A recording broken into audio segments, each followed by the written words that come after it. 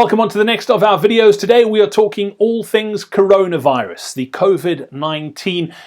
My name is Brad. I'm from CoachParry.com, where we help you become fitter, faster and stronger. It's probably the thing that's on everybody's mind at the moment. And if you're a runner, you might be thinking, how does this impact what I do and what I love doing in my spare time? And we're going to be touching on, should you be running through this pandemic? If you can, what are some of the things you can do to mitigate getting sick, as well as compromising your immune system? And we're also going to be looking at how to deal with races being cancelled. It's happening all around the world. There's a pretty good chance that you've been affected, and we're going to talk about how to deal with it from a psychological point of view, as well as from a physical point of view when it comes to your training.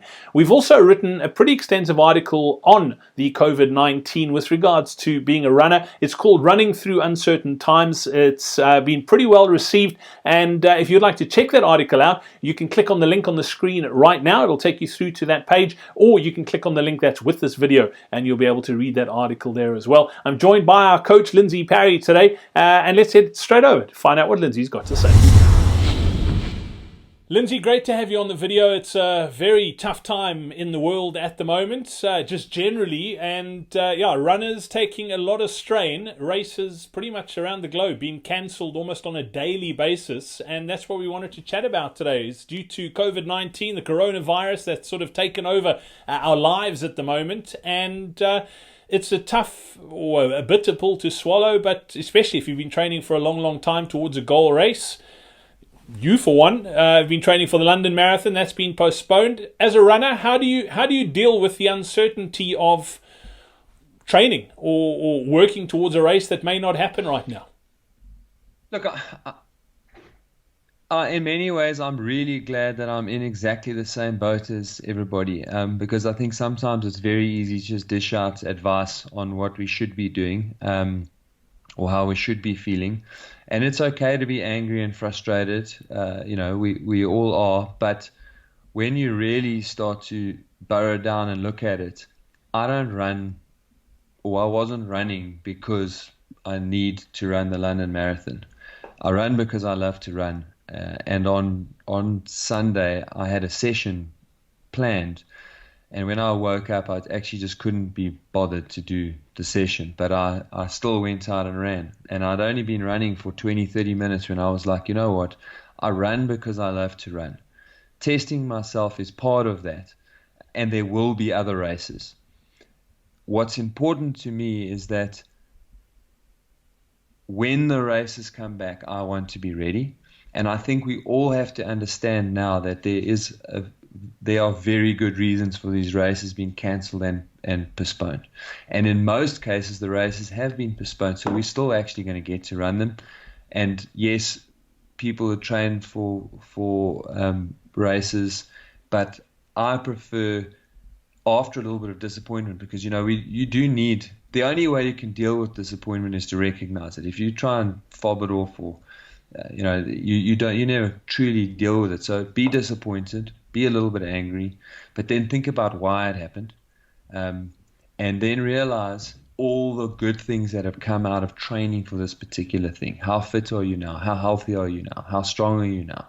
What are you capable of now? And these are all amazing things that you wouldn't have gotten to if you weren't working towards that particular race. So rather look at this whole experience, the training block, the things that you learn from it, as real positives that you're going to take and put into the next training block so that you can prepare yourself for whatever events come around. And I also work with a coach, and I speak to him quite regularly, and what I said to him was, you know what, I don't want to wake up and the races are back and now I'm suddenly scrambling to try and get fit so that I can enjoy the races. I want to train well and hard. And we'll talk about all the other positive things that come out of training well in a second. But when the time comes and those races appear on the calendar, I want to be in a position that I can start to train really hard towards those races, and be in a position to do well in those races. And then, of course, there is the anxiety, some fear, the uncertainty, stress in our business lives, stress about family that might have fallen ill. We are in a very stressful situation right now, and that's universally. There's very few people in the world that are that are not affected by the coronavirus. And I think getting out, doing some moderate intensity exercise, running 4 or 5 days a week is a really great way of decompressing, ridding yourself of some of that anxiety, ridding yourself of some of that adrenaline. And I also find running really brings some clarity of thought. So there are just so many really good and positive things that you can still achieve by getting out there and doing a little bit of running. Yeah, Lindsey, there are parts of the world that are totally locked down, that you're practically not allowed out your front door right now. But if you are, and all the talk, probably the word of 2020 is probably going to be social distancing, because that's what everybody's talking, is sort of isolating yourself from the masses. But that doesn't mean you can't run. And when society's abnormal, sometimes you want things to be as normal as possible. And one thing that we can control is our running. And it's important, like you said, to keep getting out there, because the benefits are there from a physical point of view, but also from a psychological point of view too. Let's touch on those benefits and why we need to keep getting out there and doing what we need to do from a running perspective, and then we can touch on the dangers. Obviously, one of the things is going out and smashing runs too hard, and that compromises your immune system. So you've got to get the balance right. What's the best way to do it? Yeah. So again, provided that you are not in a lockdown situation, in which case it's actually probably irresponsible to be out and running. If you do have a treadmill at home or stationary bicycle home, that at least provides you an opportunity to do some exercise. But yeah, as I was saying just now, the benefits of doing even 40 minutes of moderate intensity exercise, the boost on your immune system, the boost on your emotional well-being, the relieving of stress, the reduction of testosterone or cortisol. These are all such positive benefits that come with running. We've just got to do it responsibly over the next bit of time. And I would say that it's probably still okay to run in small groups of 2 to 3, because if you're running in small groups of 2 to 3, you can still maintain your 2 meters or 6 feet distance. You run with a bottle of alcohol, no shaking of hands, and that sort of thing. Then I think we can still have a healthy relationship with running going forward. We do know that extremely high intensity sessions or very, very long training runs to exhaustion will cause a dip in the immune system for anywhere between 24 and 72 hours. So the focus needs to be on low to moderate intensity exercise.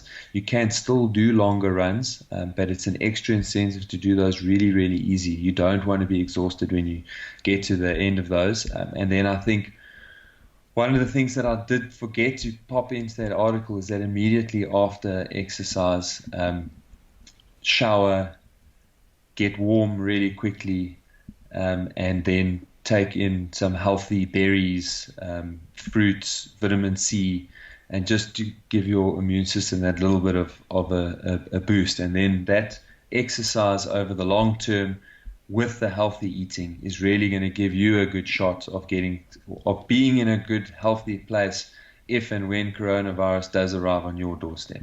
Yeah, absolutely. And Lindsey, we've spoken about it at length in our sort of members' calls. We also mentioned it in that article, and it's just sort of people are under massive amounts of stress generally. It's not just the coronavirus. Businesses are under pressure, jobs are under pressure, and I think we just need to look out for each other. It's we're all in this together, and I think this is the first time in a long time that the world is united behind one thing. And it doesn't matter where you are in the world, this is affecting you, and it's affecting us just like it is everyone else. And I think that's the message that I want to drive home, is just let's look out for each other, and let's just be kind. That's what's important, and I think this is also putting things into perspective, that there's a lot more to life than chasing a buck or building a massive business. It's sort of doing the things we love and looking out for each other. 100%, and I think there's a really cool South African saying for that. So for our international audience, it really just means be nice, and it's be lekker. And I think that's over the next couple of months. Let's just be lekker, and support each other and build each other up. Thank you so much for watching this video. If you haven't subscribed to our YouTube channel yet, please do. You can click on this link over here so you don't miss any of our videos. We've also put together a free strength training program for you that you can do at home. Obviously, one of the big risks with the coronavirus is the spread of the disease by being in confined spaces with lots of people, and gyms are the worst place in the world to be, in my opinion, around the coronavirus. So if you're looking for a strength training program that you can do at home in 20 minutes with no expensive equipment needed, all you need to do is click on this link over here. While you're at it, you can check out our latest video over here, and you can also have a look at one of our most popular videos right over here.